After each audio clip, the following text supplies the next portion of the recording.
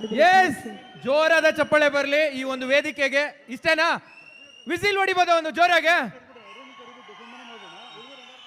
ಇನ್ನೊಂದ್ಸಲಿ. Arun sir ಒಂಚೂರು ವೇದಿಕೆ ಮುಂಭಾಗ ಬನ್ನಿ. Thank you so much. ಎಲ್ಲ ಕಲಾವಿದರು ವೇದಿಕೆ ಮುಂಭಾಗ ಬನ್ನಿ.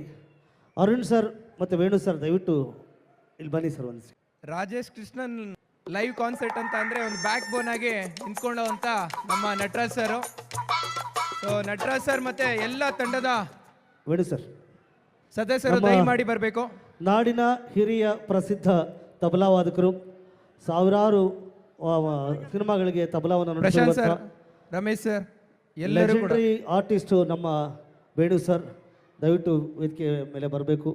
ಅವ್ರ ಜೊತೆಯಲ್ಲಿ ಅರುಣ್ ಸರ್ ಇದ್ದಾರೆ, ಅಂತಾರಾಷ್ಟ್ರೀಯ ಖ್ಯಾತಿಯ ಡ್ರಮ್ಮರ್ ನಮ್ಮ Arun sir. Rajesh Krishnan sir live concert ಅಂತ ಅಂದರೆ ಬ್ಯಾಕ್ ಬೋನ್ ಆಗಿ ನಮ್ಮ ನಟರಾಜ್ ಸರ್ ಯಾವಾಗಲೂ ಇರ್ತೀರಾ. ಸೊ ಹಾಗಾಗಿ ನಿಮಗೆ ತುಂಬಾ ಥ್ಯಾಂಕ್ ಯು. ಸೊ ಹಾಗಾಗಿ ವೇಣು ಸರ್ ನಾಡಿನ ಹಿರಿಯ ಅದ್ಭುತವಾದಂಥ ತಬಲಾವಾದಕರು, ಲೆಜೆಂಡ್ರಿ ತಬಲಾ ಆರ್ಟಿಸ್ಟ್ ಅಂತ ಹೇಳಿದ್ರೆ ಖಂಡಿತವಾಗ್ಲೂ ತಪ್ಪಾಗಲಾರ್ದು, ವಿದ್ವಾಂಸರು ಅಂತ ಹೇಳಿದ್ರು ತಪ್ಪಾಗಲಾರ್ದು.